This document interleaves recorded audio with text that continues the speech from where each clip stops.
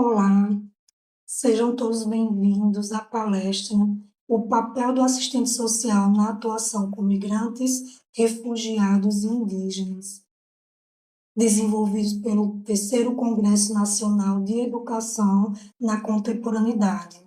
Eu me chamo Josicleide Freire, sou assistente social e advogada de formação. E por que a proposta desse tema? Bom, esse tema, ele partiu da minha vivência, da minha experiência profissional junto à política de imigrantes e pelos os desafios que eu enfrentei e as possibilidades junto a essa demanda, eu acho de significativa relevância o desenvolvimento de discussões sobre a temática. Então, para trazer a discussão sobre esse tema, eu dividi a palestra em 4 tópicos. Primeiro, a introdução. A gente vai partir da conceituação do que é imigrante, do que é refugiado, do que se entende por indígena. Seguindo, das leis que englobam a migração no Brasil. Quais são os marcos legais que vai tratar sobre a política de imigração e refugiado? Quais são os direitos, quais são os deveres desse imigrante, desse refugiado no Brasil? E o papel do assistente social na atuação com migrantes, refugiados e indígenas, fazendo um recorte no âmbito escolar. E, por fim, os desafios do assistente social na inclusão do migrante e refugiado nas escolas. Então, o que é migração? Migração, ela traz a ideia inicial de movimento. A migração, ela pode se dar voluntária ou involuntária. Mas o que seria a migração? A migração, como eu falei inicialmente, dá-se a ideia de movimento, ela pode ser a imigração, que seria a entrada de um sujeito em outro país, ou a emigração, que é sair do sujeito do seu país para outro. E o que seria refúgio? Refúgio, ele também se trata de uma movimentação, se trata de uma migração. No entanto, o refúgio, ele está relacionado a situações em que a pessoa, dado o contexto de violência, de guerra ou de violação de direitos, busca um outro país para se exilar, para se refugiar. Não é uma questão de escolha, mas é uma questão de necessidade. E aí busca esse país como auxílio. E o que é indígena?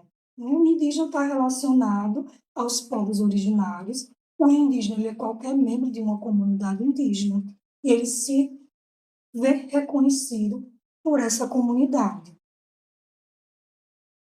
Quais são as leis que englobam a migração no Brasil? Nós temos no Brasil a Lei de Imigração, que é a Lei 13.445 de 2017. Essa lei, ela é pautada, centrada nos direitos humanos, e isso é um grande marco, porque ela difere do Estatuto do Estrangeiro, justamente por essa marca voltada aos direitos humanos.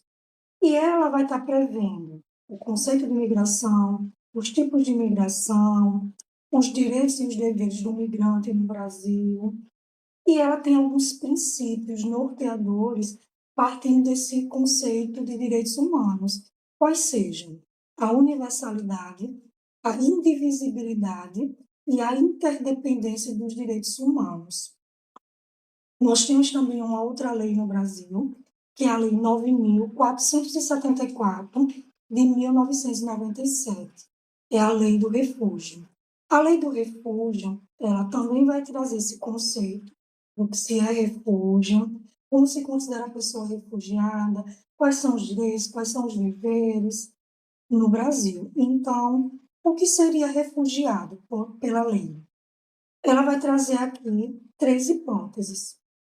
Devido a fundados temores de perseguição por motivos de raça, religião, nacionalidade, grupo social ou opiniões políticas, encontra-se fora de seu país de nacionalidade e não possa ou não queira acolher-se a proteção de tal país. Então, é aquela pessoa que ela não teve escolha. Diante de problemas que está relacionado à religião, à opinião política, ela não tem como pedir proteção ao seu país. É o seu próprio país que está violando esse direito. Então, ela busca um outro país para buscar proteção. A segunda hipótese, não tendo nacionalidade, e aí a gente entra nas situações de apátridos, e estando fora do país, onde antes teve sua residência habitual, não possa ou não queira regressar. Então, nesses casos também é considerado refugiado. A terceira hipótese é, devido à grave e generalizada violação de direitos humanos, é obrigado a deixar seu país de nacionalidade para buscar refúgio em um outro país. Então, como se vê, são situações em que a pessoa ela não tem a opção da escolha. Ela se vê num contexto de privação, de violação de direitos, que não há outra forma a não ser buscar refúgio, buscar asilo em outro país. E a gente tem muitos exemplos na atualidade, como os casos da Ucrânia, as guerras no Oriente, a gente vê também a própria ditadura da Venezuela, muitos migrantes venezuelanos atravessando as fronteiras para o Brasil. Então, há uma série de contextos de violência e de violação de direitos que impulsionam esses indivíduos a se deslocarem, a migrarem de um país para outro. E qual o papel do assistente social? Bom, qual o papel do assistente social nesse segmento, na atuação com migrantes, refugiados e indígenas? A lei de migrações e refúgio, ela vai trazer uma série de direitos e deveres. O migrante, ele, embora não seja brasileiro, ele possui todos os seus direitos regulamentados, assim como o brasileiro. Ele não pode sofrer discriminação pelo fato de ele ser migrante, de ele não ser brasileiro. Então, ele tem o acesso a todas as políticas, política de saúde, a política de assistência, a política de educação, todo esse conjunto de direitos ele teria acesso. E eu não vou tratar aqui sobre os direitos do migrante e dos refugiados. Eu optei em fazer um recorte desse direito no âmbito escolar. Então, no âmbito escolar, como é que vai dar a atuação do assistente social para fazer valer o direito desse migrante, desse refugiado e desse indígena? Eu, na minha atuação, somente desse espaço atual, socioocupacional que eu encontro, eu trabalhei sobre esses dois tópicos. Primeiramente, a mediação, junto às escolas, junto à rede de apoio, entender quais são as escolas da rede municipal e estadual que poderiam ofertar esse serviço, esse acesso à educação e o mapeamento dessa demanda. Quais as crianças e adolescentes que estão na fase curricular, na idade curricular, para ingresso à escola e que se encontram fora da política de educação, ou quais estavam inseridas e diante de um processo de mudança, de deslocamento de um estado para outro, acabou estando fora da educação, da política de educação, e eu preciso inseri-la. Ou estava, mas é necessário mediação junto à escola para a regularização de algumas pendências. Então, primeiro se faz esse mapeamento da rede e esse mapeamento dessa demanda, para a partir daí poder traçar estratégias. E por que a importância dessa mediação junto às escolas? A gente está lidando com um público diferenciado, um público que por si só já enfrenta preconceitos, já enfrenta críticas e, mais do que nunca, a importância desse profissional está ali para estar fazendo essa leitura, está apresentando o que a lei prevê, os direitos que esse usuário tem e que precisam ser respeitados. Então, é muito importante, até pela questão da linguagem, que o profissional ele esteja dentro dessas mediações. Quando a gente fala do usuário, do migrante, refugiado indígena, a gente sabe que é uma demanda que você vai precisar atender na sua totalidade. É um usuário que ele tem uma série de direitos e por muitas vezes estão violados ou com risco de violação. Então, lidar com esse público é atender esse usuário na sua totalidade. E por muitas vezes, nós, enquanto assistentes sociais, atendendo essa demanda, as demandas são as mais diversas, questão do documento, acesso à saúde, questão nutricional, as demandas de benefícios. E na educação não deixa de ser também um espaço de atuação para o assistente social. E quais os desafios que são impostos para esse profissional? Bom, um dos principais desafios que hoje eu percebo e eu pude sentir no meu dia a dia profissional é o preconceito. E o que seria esse preconceito, né? É uma preconcepção sobre aquilo que eu não conheço, mas que eu já tenho um conceito preconcebido.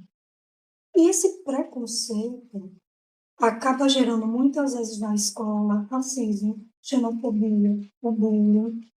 E um espaço que era para ser de diversidade acaba sendo um espaço de segregação.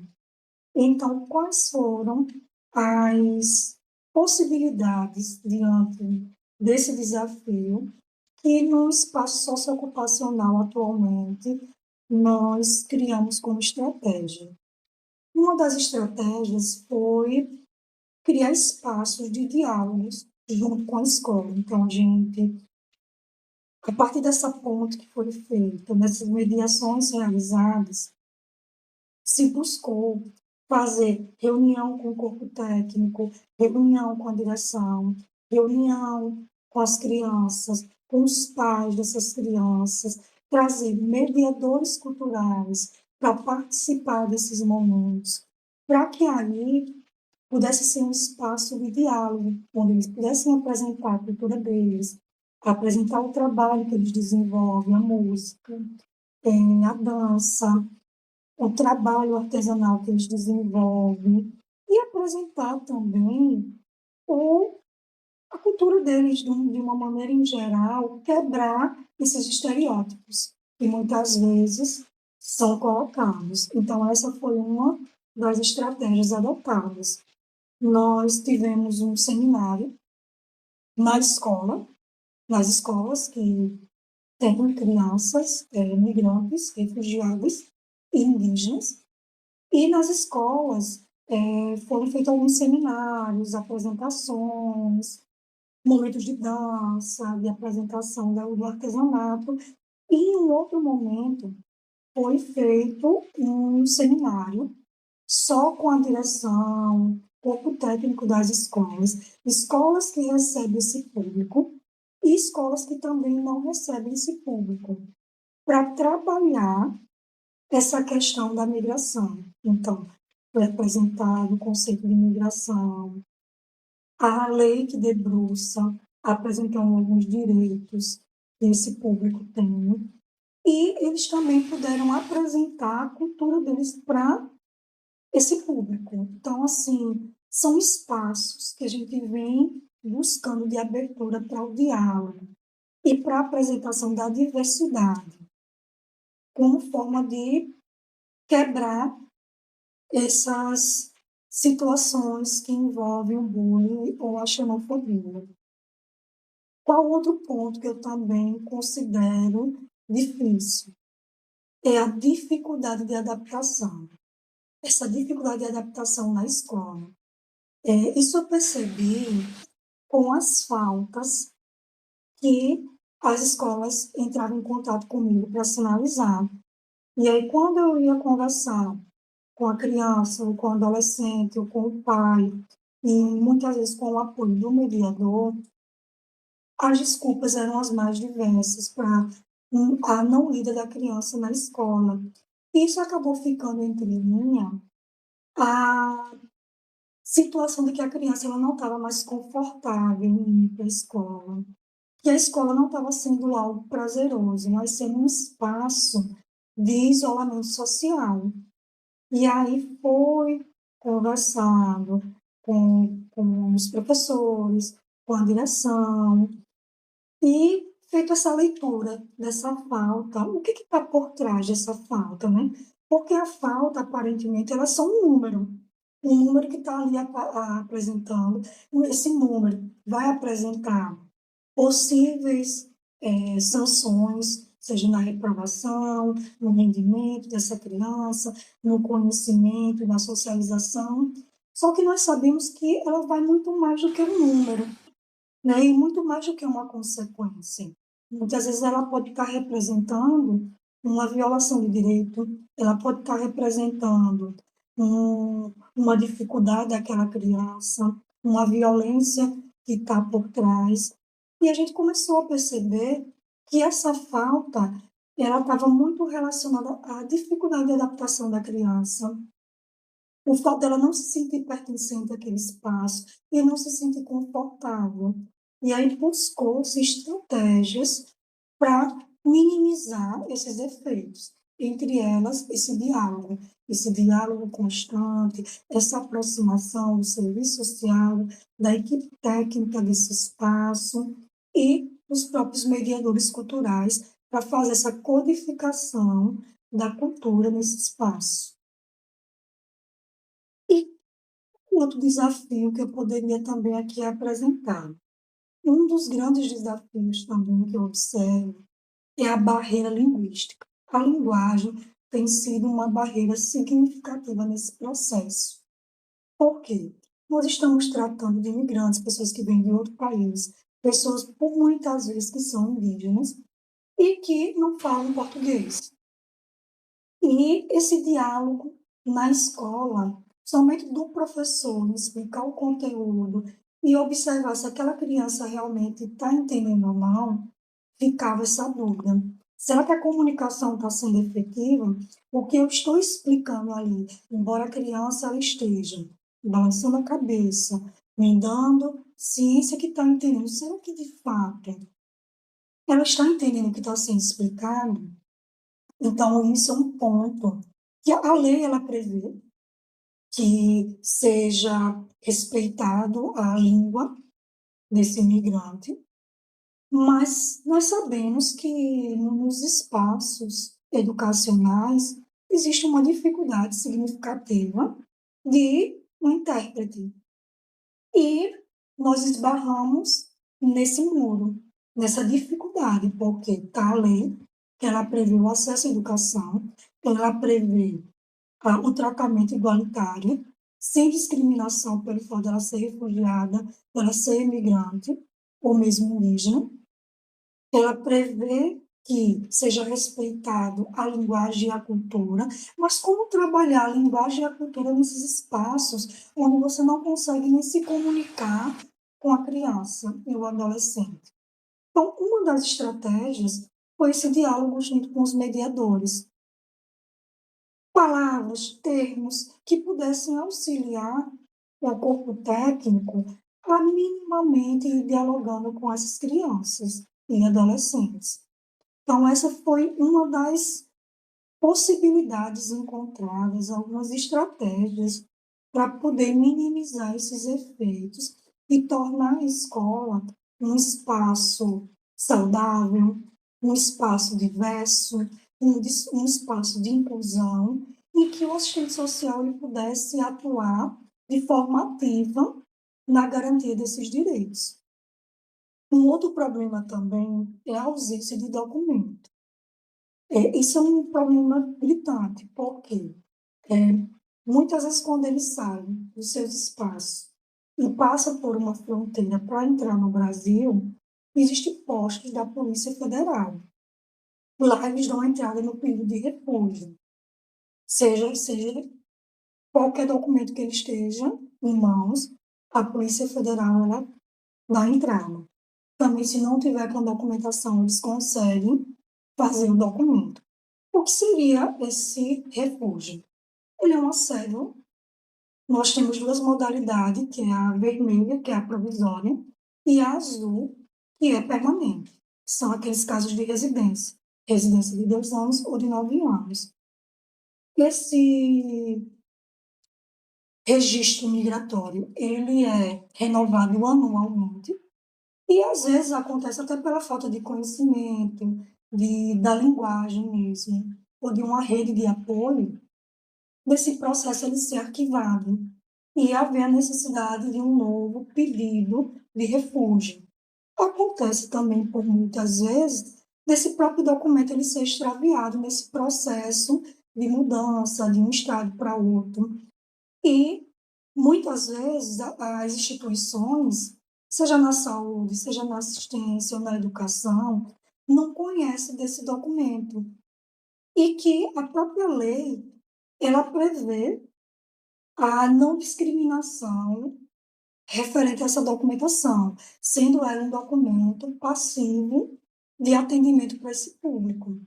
Então, é necessário, por muitas vezes, esse conhecimento também técnico e teórico, sobre a política que está versando sobre essa demanda, e os direitos e as dificuldades que o profissional precisa enfrentar nesse atendimento. Então, existe uma resolução do CNE de 2020 que ele vai estar prevendo que a ausência de documento ela não pode ser uma barreira para a matrícula da criança, do adolescente.